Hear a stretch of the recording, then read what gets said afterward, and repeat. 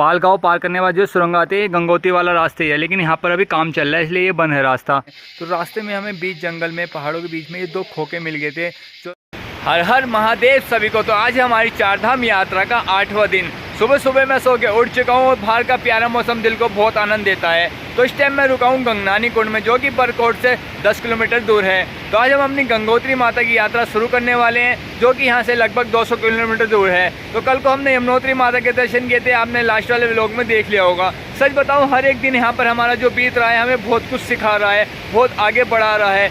क्योंकि अकेले जीना, अकेले रहना सबसे अलग होता है, और घर के बिना रहना हर किसी के बस की बात नहीं है। तो सच बताऊं, मुझे तो बहुत आनंद आ रहा है। अभी तो मुझे घर की बिल्कुल भी याद नहीं आ रही, क्योंकि दिमाग में सिर्फ एक ही बात चल रही है, चारों धाम की यात्रा पूरी करनी है। हमने भोलेनाथ के दर्शन करने हैं, हमने गंगोत्री माता के दर्शन करने हैं, अपने बद्रीनाथ जी के दर्शन करने हैं। तो बस हमारा एक धाम तो कंप्लीट हो चुका है, हमारे 3 धाम रह चुके हैं। तो सोचा सुबह सुबह थोड़ी एक्सरसाइज कर लो, क्योंकि अगर हम यात्रा कर रहे हैं, हम इतनी साइकिल चला रहे हैं, तो शरीर को फिट रखना बहुत ज़रूरी है और अच्छी अच्छी चीज़ें खाना बहुत ज़रूरी है। रास्ते में बहुत से चैलेंज भी आते हैं, कई जगह हमें खाना भी नहीं मिल पाता, हम लेट खाना खाते हैं, कई जगह दूर दूर तक हमें पानी भी नहीं मिलता। लेकिन ये चैलेंज तो हमें एक्सेप्ट करने पड़ेंगे अगर लाइफ में आगे बढ़ना है और हमें अपनी यात्रा पूरी करनी है। तो चलिए फटाफट मैं भी अपना थोड़ा योगा एक्सरसाइज कर लेता हूँ, उसके फिर नहा धो के तैयार होकर अपनी यात्रा शुरू करते हैं।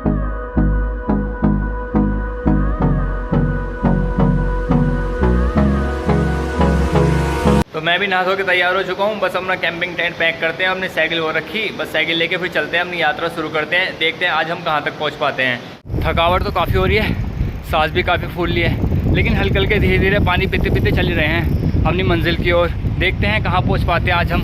तो गाइस, रास्ते में से मैंने दूध ले लेता आधा किलो बोतल में गाय का, और फ्रूट ले लेते खाने के लिए, क्योंकि ये बहुत ज़्यादा ज़रूरी है हमारी साइकिल यात्रा के दौरान। इस समय एनर्जी मिलेगी, विटामिन मिलेगा, कैल्शियम मिलेगा। तो ये खा के हम धीरे धीरे चलेंगे तो हमारा बॉडी भी रिलैक्स होती रहेगी। तो फाइनली हम बरकोट पहुंच चुके हैं। तो यहाँ पर ऊपर ही बोर्ड लग रहा है कि गंगोत्री का रास्ता इधर सीधा जाता है, यमुनोत्री का रास्ता ऐसे सीधा जाता है। तो यहीं एक चौराहा है जहाँ से सारे रास्ते कट रहे हैं। तो यहाँ पर ऊपर बोर्ड पर लिखा है कि यहाँ से गंगोत्री माता 186 किलोमीटर दूर है। तो टोटल हमें यहाँ से 186 किलोमीटर दूर जाना है, और हम यहाँ से रास्ता सीधा बिल्कुल जा रहा है पहाड़ों की वादी में होते होते। तो रास्ते में कौन कौन सा गाँव पड़ता है जहाँ आप रुक सकते हैं साइकिल यात्रा के दौरान, मैं आपको सारी जानकारी धीरे धीरे देता रहूँगा। साइकिल यात्रा के दौरान ध्यान रखने वाली बात है, एक तो हमारे पास पिट्ठू बैग होना चाहिए पीछे, जिसमें हमें फ्रूट, अपना पर्सनल सामान रख सके जो हमें एकदम निकालना हो, जैसे पानी की बोतल हो गई। और एक हमारे पास हेलमेट जरूर होना चाहिए हमारी सेफ्टी के लिए, जो हमें धूप से बचाएगा। एक चश्मा जरूर होना चाहिए जो हमें धूप से बचाएगा, धूल से बचाएगा। एक ऐसा अंगोछा होना चाहिए, कपड़ा होना चाहिए जो हमें धूप से बचाएगा, पसीना पोंछने काम आएगा। एक स्लीपिंग बैग होना चाहिए, एक हमारा कैंपिंग बैग होना चाहिए, अच्छी साइकिल होनी चाहिए साइकिल यात्रा के दौरान। सबसे वो पंचर किट जरूर होनी चाहिए, और पंप जरूर होना चाहिए, क्योंकि मैंने पंप को 1-2 बार यूज़ कर लिया जब साइकिल में हवा कम हुई थी।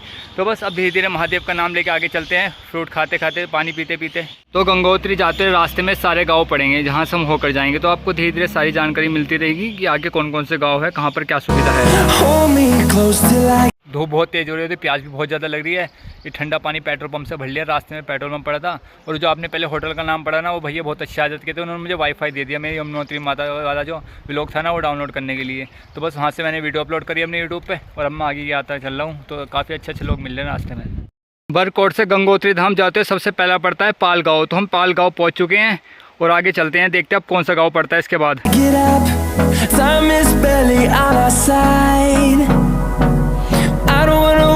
पाल गाँव पार करने के बाद जो सुरंग आती है गंगोत्री वाला रास्ते ही है, लेकिन यहाँ पर अभी काम चल रहा है इसलिए ये बंद है रास्ता। और सामने का देख लीजिए आप, रोड कितनी ख़राब है, बहुत ज़्यादा टफ रास्ते आ रहे हैं, बिल्कुल खड़ी चढ़ाई करनी पड़ रही है, और धूप भी काफ़ी तेज़ हो रही है, तो पसीने बहुत आ रहा है। The storms we chase are leading us, and love is all we'll ever trust. Yeah, no, I don't wanna waste what's left. आपको जो नीचे रोड दिख रही है ना, वो उस रोड से आ रहे हैं हम। उस टाइम पहाड़ की चोटी पे खड़े हम, हाथ से बहुत ज़्यादा थक गए और अंधेरा होने वाला है, पता नहीं किस टाइम तक हमें ठिकाना मिलेगा रुकने का। गाइस, आज तो हम इस जंगल में फंस गए, थोड़ी देर में अंधेरा होने वाला है।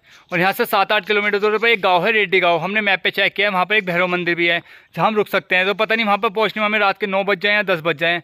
और सुनसान जंगल है, चारों तरफ पहाड़ी पहाड़ी है। इस टाइम ठंड भी होने लगी है यहाँ पर। तो आज तो हम फंस गए पूरी तरीके से, पता नहीं कितने में पहुँचेंगे। देख लिया आपने साइकिल यात्रा में कितनी कठिनाइयाँ आती हैं, कितनी मुश्किलें आती हैं। इतना आसान नहीं है साइकिल यात्रा करना। बहुत दूर से कुछ खाने के लिए भी नहीं मिला रास्ते में। अब देखते हैं पहुँचेंगे जब तक भी, जब भी मिलेगा कुछ खाने को भी। बस थोड़ी देर में अंधेरा होने वाला है। और रास्ते देख लो आप कैसे कैसे रास्ते हैं। यहाँ पे पक्की सड़क भी कब टूट जाए कुछ नहीं कह सकते, इतना खतरा है इन पहाड़ों में। तो आज हम रेड्डी गांव तो पहुंच नहीं पाए, क्योंकि रेड्डी गांव यहाँ से 5 किलोमीटर दूर और है। अगर हम वहाँ जाते हैं तो हमें रात के 10 बज जाएंगे। तो इस टाइम रात के घने जंगल में साइकिल चलाना बिल्कुल भी ठीक नहीं है, यात्रा करना बिल्कुल भी ठीक नहीं है। तो रास्ते में हमें बीच जंगल में पहाड़ों के बीच में ये 2 खोखे मिल गए थे जो अपना सामान बेचते, जैसे कुरकुरे चिप्स बेचते हैं। यहाँ पे खाना भी बनाते हैं, छोटा सा ढाबे टाइप का है।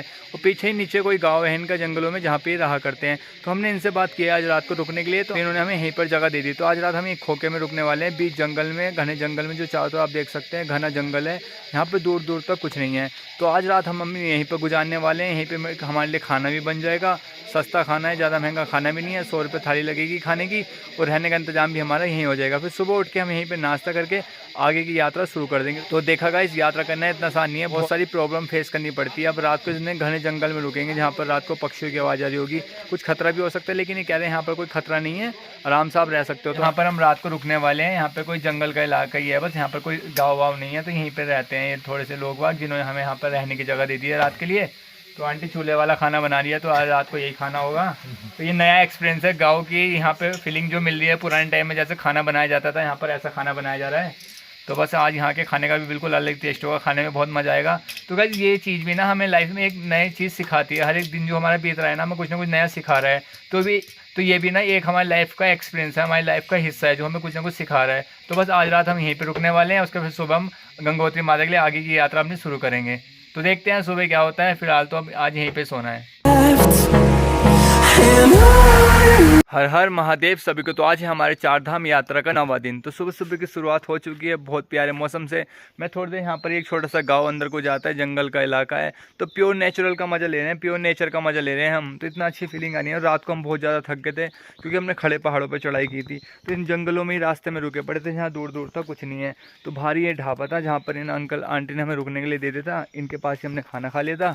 तो बस अब अपनी साइकिल यहीं से उठाएंगे, फ्रेश होकर यहीं से नाश्ता करेंगे हम। उसके बाद फिर अपने आगे की यात्रा शुरू करेंगे। तो देखते हैं आज हम गंगोत्री की कितनी दूर तक पहुंच पाते हैं। We'll go through the wastelands, through the highways, till my shadow turns to sun rays.